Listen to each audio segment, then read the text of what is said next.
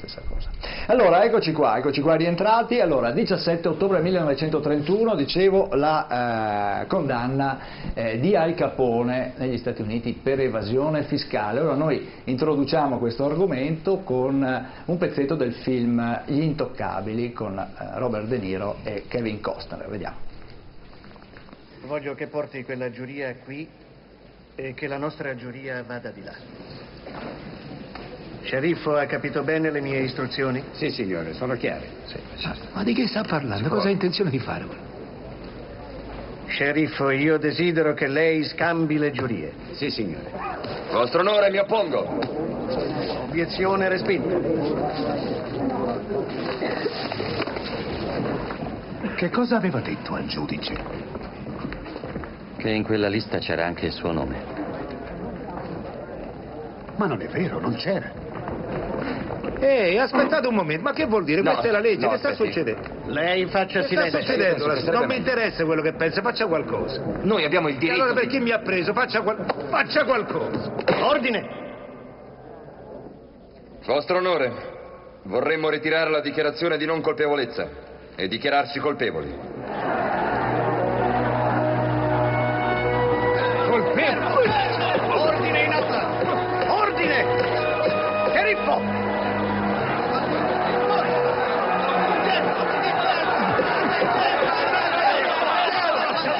Vostro onore! Vostro onore! Grazie. Faccia Grazie. assombrare l'aula! Rallegramente. Vostro onore! Vostro onore, che giustizia è questa? Non lo so. Cosa farà adesso? Continuerà a colpire l'organizzazione? Scusate. Che c'entra con lo scambio delle giurie? Che cosa ne penserà il popolo? Non si domanderà che razza di giustizia è questa? Vostro onore, ma che sta... Aspetta, lascia! Mai smettere di lottare finché l'incontro non è finito. Non sento, che cosa hai detto? E non bisogna smettere di combattere se l'incontro non è finito. Come? Mi ha sentito, Capone. Ah, vattene, non sei niente, solo chiacchiere e distintivo. Qui finisce la lezione. Sei solo chiacchiere e distintivo, solo chiacchiere e distintivo. Eccoci qua, allora, un film storico sicuramente, anche in questo caso, Alphonse Gabriel Capone, questo è il nome completo di Al Capone, era soprannominato Scarface per una cicatrice che aveva. Allora, questo è un momento storico perché Al Capone viene condannato, siamo nel 31, 11 anni di carcere, e poi lui morirà nel 47 a Miami, quindi pochi anni dopo aver scontato la pena. Allora, Grinzato, mi sembra che lei sia un avvocato. È così. È vero. Allora inizierei da lei per affrontare la questione anche del processo. Abbiamo sentito la giuria viene cambiata, no? Negli Stati Uniti, in questo caso qui la giuria evidentemente era stata comprata da Al Capone. Così ci viene raccontato, perlomeno nel film e in moltissime altre testimonianze, per la verità. Giuria che in Italia... non stiamo adesso a discutere della differenza tra il sistema penale italiano e quello statunitense, ma è un momento estremamente interessante, non tanto per la condanna di un uomo, per carità, quanto per la certificazione di un fallimento di un sistema. Nel senso che finisce l'epoca del piccolo Cesare, per cui finisce l'epoca in cui il criminale, il grande criminale, il piccolo criminale non è mai stato simpatico a nessuno. Il grande criminale ha avuto periodi di simpatia, in cui godeva di una certa simpatia. Con lui finisce il periodo nel quale si attribuiva a figure del genere anche un che di romantico, un che di rivoluzionario quasi, un che di antisistemico, una forza quasi gagliarda e ribelle. Ma in realtà ovviamente tutto gravitava intorno all'avidità, come spesso capita per tutto quello che riguarda la criminalità con finalità economiche, con finalità di profitto. Poi naturalmente finisce il proibizionismo, si capisce che l'uomo ha la capacità di autoregolamentazione, se questo gli viene concesso, e che proibire immotivatamente può essere ben più dannoso di una innocua liceità. Certo, Sandona, allora, una figura, sì, che... Figlio di immigrati italiani. Immigrati che erano, il padre e la madre erano nati ad Angri, quindi mi sembra in Campania, no?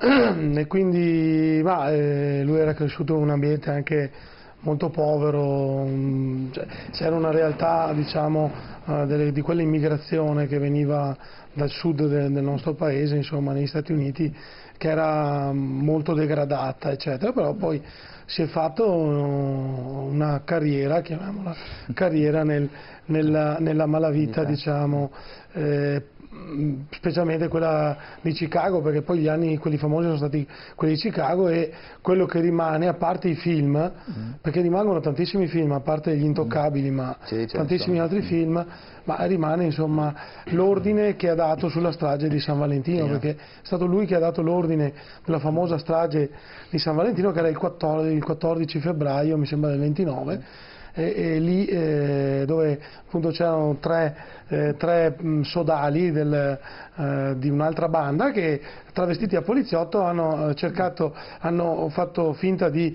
perquisire questi 7 rappresentanti di un'altra banda che erano responsabili di un omicidio, li hanno messi in fila, girati, e li hanno praticamente mitragliati alle spalle. È una scena che è una cosa vera, che poi è stata riportata così in tantissimi film, è diventata una delle cose più famose che si conoscono. Quindi lui è famoso anche per quello, certo. Che era responsabile morale di quello. Poi è stato condannato per evasione fiscale. Per evasione fiscale. Professor Casen. Al Capone praticamente è uno di quelli, origine napoletana naturalmente, e la malavita americana a quell'epoca era posseduta da migranti napoletani. I napoletani erano molto più organizzati rispetto a quello che poi diventerà la mafia. La mafia era un fenomeno tipicamente siciliano che restava all'interno dell'isola, e praticamente i mafiosi erano i bravi dei nobili siciliani, e quindi eseguivano la giustizia che il padrone diceva che comminava a chi era colpevole o chi era ritenuto colpevole. Con questa fuoriuscita di questo personaggio, che praticamente teneva in mano la città, finisce, diciamo, la mafia napoletana e incomincia quella siciliana. E questa è una delle caratteristiche importanti di Al Capone. Al Capone praticamente rimane in carcere, ma quando esce non è più nessuno, non è più in grado di gestire niente, perché ormai, diciamo, che tutta la criminalità ha cambiato volto, ha cambiato regione, e la Sicilia comincerà a crescere. Qui abbiamo un altro bel film che è appunto Il Padrino, che ci racconta che cos'è la New York di quell'epoca. E poi abbiamo quello di Sergio Leone, che C'era una volta in America, che ci dice esattamente come si è trasformata la criminalità. La criminalità viveva soprattutto del proibizionismo, e tra chi ha fatto denaro nel proibizionismo, e sono tantissime anche persone insospettabili, perché il denaro poi pulisce qualsiasi cosa, sono i Kennedy. Il padre di Kennedy fu quello che dal proibizionismo trasse grandi vantaggi, però non arrivò mai a sporcarsi come erano invece gli immigranti italiani.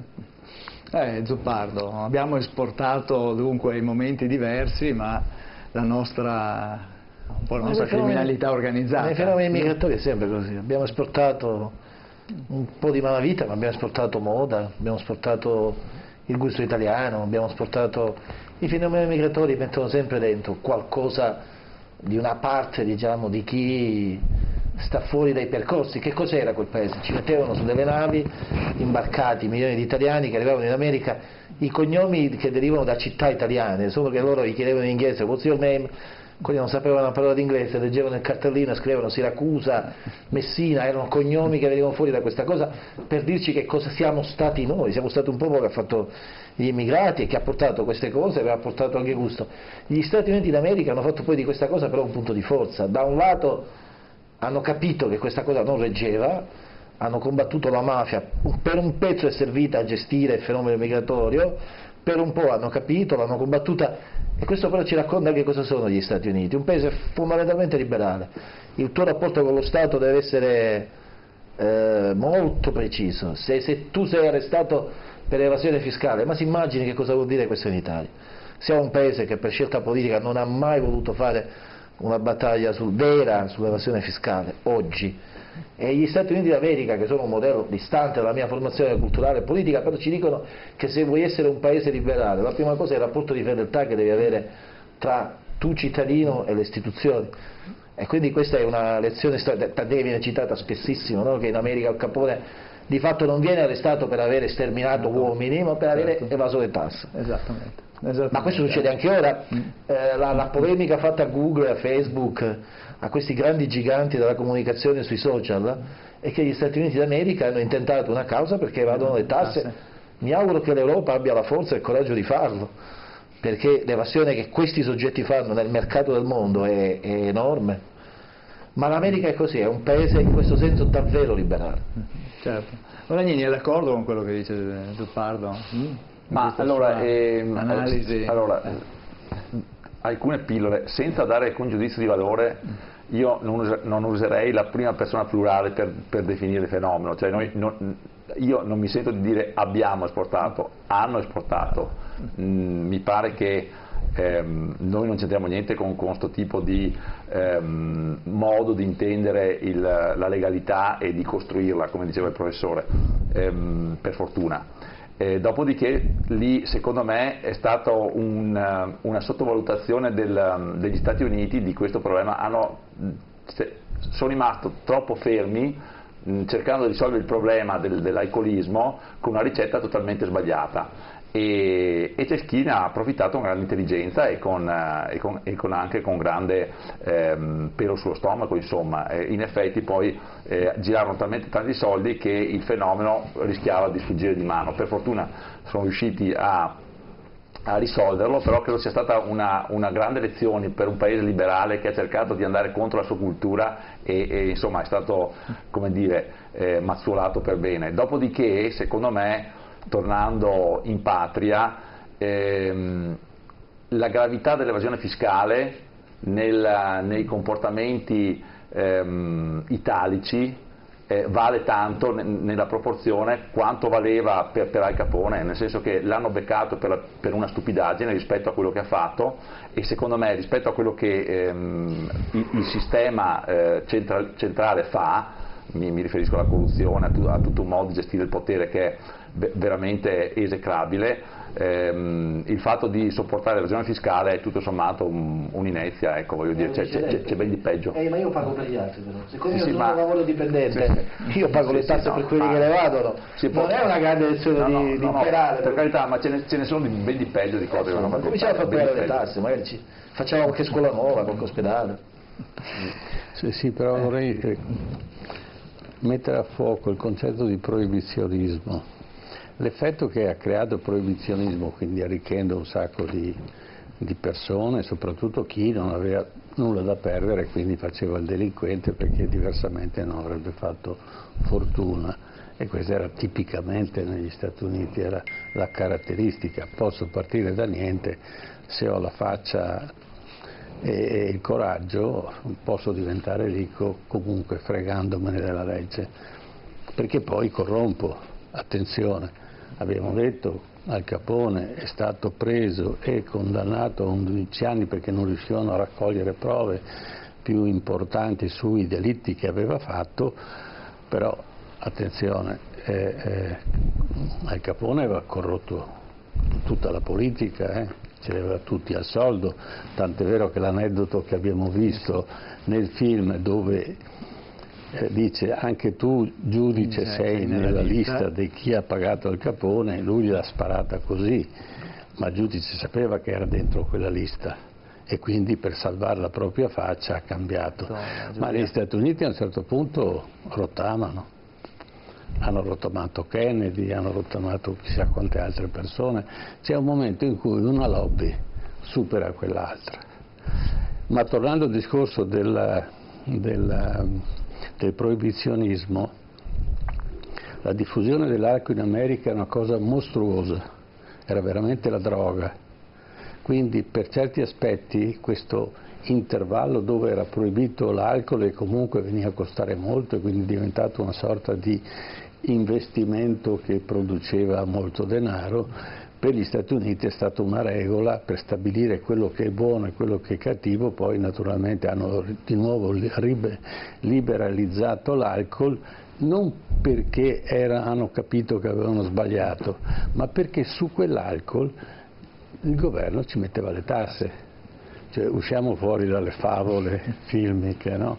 Quindi lo Stato ha detto: perché devo arricchire gli Al Capone di turno, preferisco metterci le tasse sull'alcol e allora guadagno io e non guadagnano altri. E il mercato è diventato libero, però è stato un segnale molto forte del governo nel proibire l'alcol, è una cosa cattiva. Poi non è che questo abbia risolto il problema. Il 99% degli attori di Hollywood usavano l'alcol come una droga estremamente. Poi arrivarono invece successivamente le droghe vere e proprie, e allora cambiò regime e l'alcol diventa una cosa secondaria rispetto alle droghe moderne. Certo. Ma gli immigrati servivano all'America New Deal per il grande capitale, come sempre. Grande massa di lavoro a basso prezzo, come sempre nel mondo, perché il capitale ha le sue regole. Ma almeno lì andavano per lavorare, voglio dire, senza fare riferimenti naturali. Anche qua le nostre fabbriche sono piene, quando c'è il periodo di alto. Sì, nelle fabbriche ci sono quelli che lavorano, per strada ci sono quelli che non lavorano, io ne vedo tante. Andiamo avanti, ultima ricorrenza. 21 ottobre 1879, l'annuncio sui giornali dell'invenzione della lampadina di Thomas Edison. Lo ricordiamo in questa breve pillola audio-video, sentiamo. È stato uno degli inventori più prolifici. La sua creatività e un fiuto infallibile per gli affari lo hanno portato a realizzare oltre 1200 invenzioni di ogni tipo. Alcune di esse, come la lampadina, hanno cambiato il mondo. Edison era il proprietario delle fabbriche in cui le lampadine, appena inventate, vennero prodotte, ma era proprietario anche delle prime centrali elettriche a corrente continua di Londra, New York e Milano. Ecco, quindi non solo un inventore, ma anche un imprenditore. Luciano Sandonà, la lampadina elettrica ha cambiato effettivamente il mondo. Sì, ma lui è stato, noi lo conosciamo per quello, cioè lo associamo immediatamente alla lampadina, però effettivamente diciamo che ha vissuto un periodo in cui ci sono state tutte queste grandi invenzioni, dal fonografo, dalla diffusione del suono, da tutte queste invenzioni, e lui ha saputo più che altro anche sfruttare, ha fatto, leggevo prima, insomma, lui ha fatto più di 1000 brevetti in tutti i paesi del mondo e ha brevettato delle invenzioni straordinarie che magari venivano inventate da altri e lui magari comprava, e poi lui ha creato soprattutto il business con questo, perché poi il discorso delle centrali elettriche era la prima diffusione dell'energia elettrica, che appunto è forse l'invenzione che ha cambiato ancora di più la nostra vita, insomma. Certo, Grinzato. Beh, è curioso vedere come nella fine del tardo XIX secolo ci fosse ancora questa totale fiducia nei confronti delle possibilità infinite della scienza. È una cosa che secondo me adesso sta un po' tornando, ma insomma sono passati in mezzo molti anni. Dopo in realtà si è infranta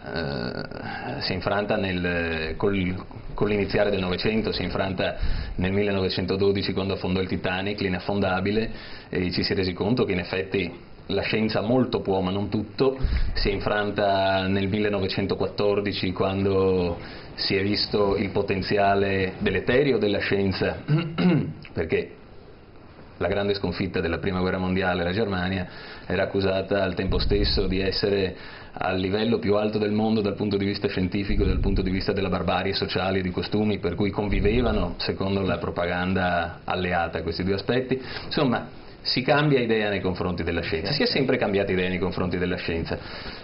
Un po' ondivaga questa visione. La scienza in realtà di per sé è neutra, la scienza è scienza, sono naturali, i fenomeni naturali, le stelle esistono, gli insetti esistono e noi non li possiamo controllare, li possiamo governare, li possiamo scoprire, li possiamo governare naturalmente se siamo sufficientemente intelligenti da capire come e quando. E si può pensare che possano servire al bene dell'individuo prima ancora che al bene di un'idea o di una fede. Certo, professor Casen. La lampadina cambiò la notte in giorno e quindi iniziò un periodo dove l'uomo allungò la propria vita e lo fece, diciamo, approfittando e creando uno stile di vita completamente diverso. Addirittura c'era un filmato dove la famiglia si riuniva, invitava gli amici e poi per inaugurare l'accensione della lampadina di casa. E quindi uno si avvicinava, girava, una volta non c'era l'interruttore, si girava una specie di chiavetta e si illuminava la stanza. Ecco, questa era la cosa, era come la televisione, quando è arrivata la prima televisione, così la prima lampadina. Ma dietro c'è tutta una storia lunghissima, perché naturalmente Edison non è uno scienziato, è uno, come diceva appunto prima, è uno che sa cogliere le idee degli altri, ha il denaro per brevettarle, creare business e andare avanti. Quello che succederà a Marconi, per esempio, Marconi non aveva la capacità di poter applicare tutte le sue scoperte, tra virgolette, copiate da Tesla, ma però ha trovato la finanza inglese e americana che ha capito e ha sfruttato questa cosa e si è creato una società, Marconi appunto, che ha avuto il successo che ha avuto, eccetera. Quindi diciamo che l'economia, la finanza italiana e europea non aveva tanto coraggio, soprattutto quella italiana, non aveva tanto coraggio di investire nelle nuove idee. Come sta succedendo adesso, se vai all'estero viene apprezzato, perché uno che ha idee in Italia normalmente non viene considerato. Ma dietro a questa lampadina c'è la grande guerra della corrente elettrica, perché lui inventa la lampadina con la corrente continua e invece le lampadine di oggi si illuminano con corrente alternata. E qui c'è la storia di Tesla, che è un serbo, che un genio, diciamo che oggi si parla di Tesla perché si parla dell'auto elettrica, ma Tesla sicuramente non ha inventato la macchina elettrica. Ed è un genio al pari, cioè per certi aspetti anche superiore ad Einstein, perché come immagina, pensa e crea immediatamente quello che ha progettato nella sua mente. Aveva una sensibilità assoluta, per cui se di notte passava 10 chilometri da casa sua quando era in Serbia un carro, lui si svegliava perché aveva una capacità e una sensibilità che ebbe delle crisi, anche delle crisi diciamo nervose, e poi migrò a Parigi, fu assunto dalla Edison di Parigi e lui, il suo sogno era andare a trovare Edison a New York.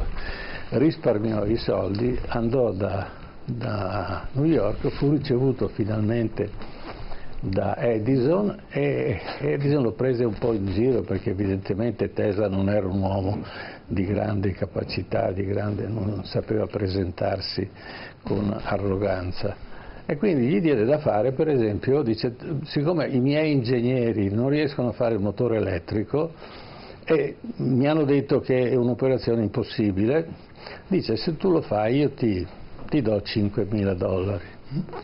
E allora Tesla torna a casa e dopo 15 giorni ritorna col progetto, lo presenta a Edison, il quale lo fa controllare, producono il primo motore elettrico a corrente continua e Tesla aspetta di essere pagato, e quando va a chiedere dice avrei bisogno di quello che lei mi ha promesso, dice ma tu non conosci lo humor americano, e non lo pagò.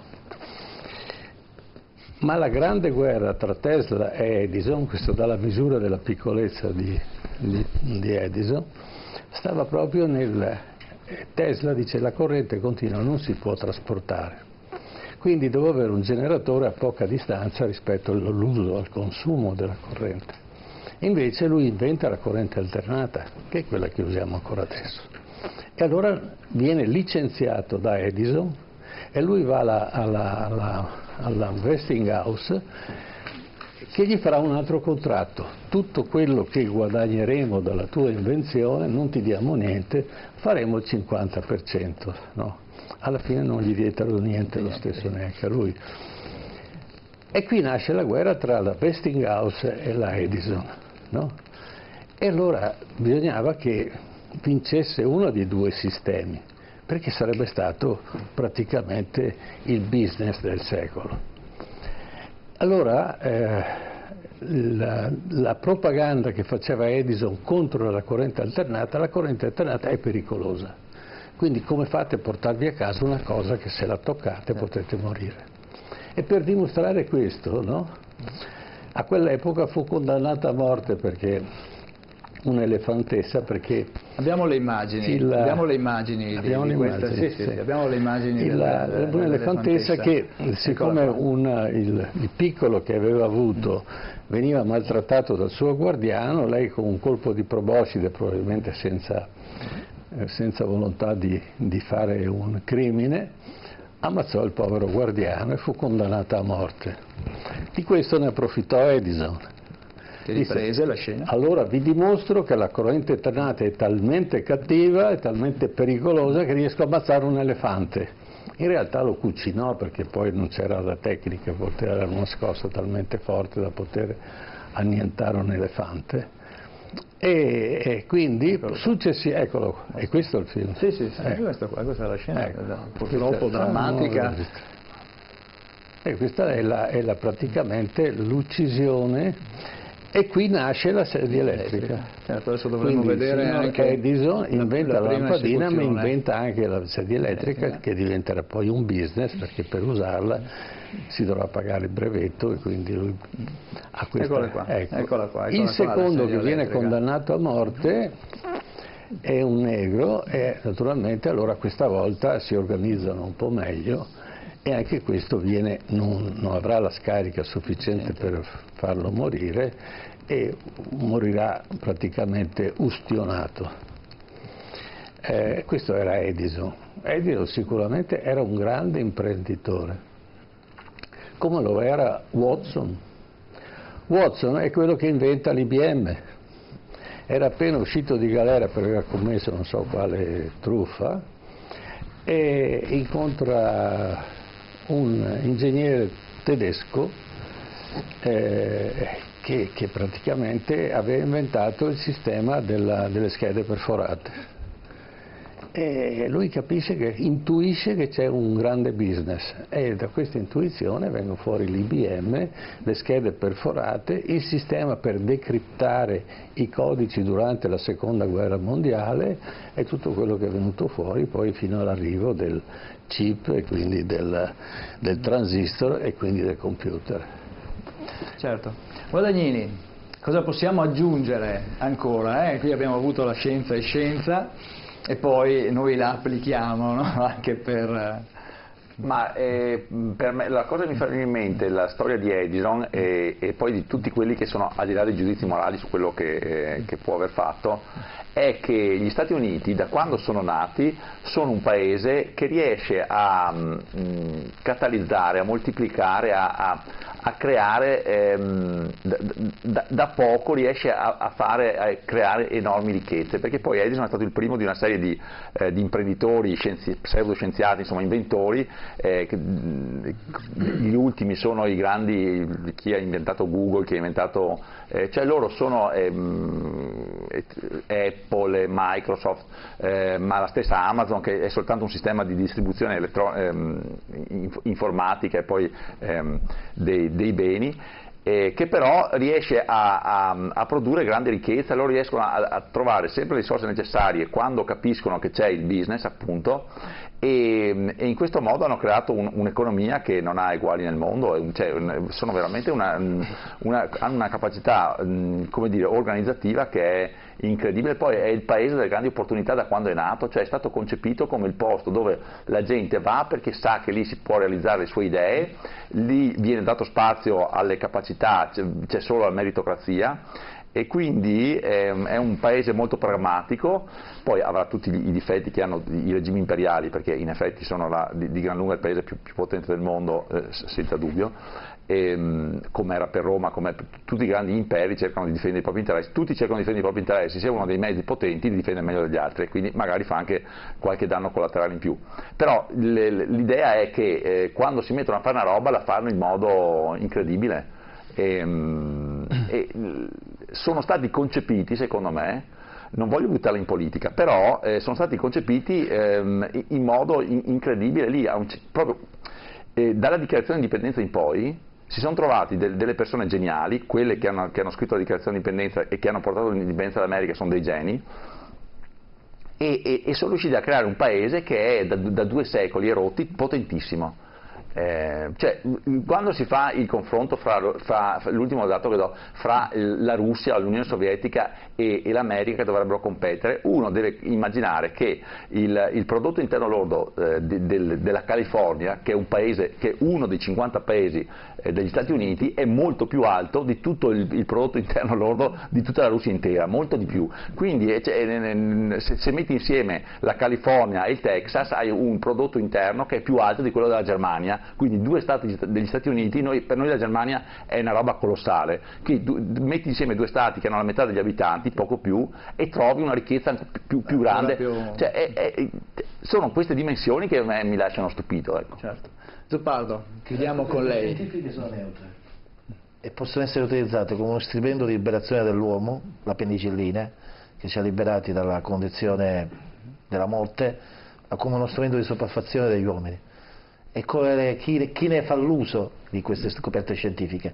E qui interviene la politica e le classi dirigenti, e a questo dovrebbe servire anche la politica, no? La scoperta scientifica in sé è neutra. Chi ha inventato la bomba atomica non pensava mai di aver inventato un grande strumento di morte, e l'utilizzo che ne vuoi fare. Le scoperte scientifiche non sono da mai, lo scienziato scopre e poi è la politica che ne fa un uso. Può diventare un grande strumento di liberazione dell'uomo, come un grande strumento di sopraffazione degli uomini, è cosa che decide di fare le classi dirigenti. Va bene, allora siamo pronti per parlare dell'autonomia del Veneto, andiamo in pubblicità, rientriamo e apriamo il nostro confronto sul sì, sul no, sull'astensione. A tra poco.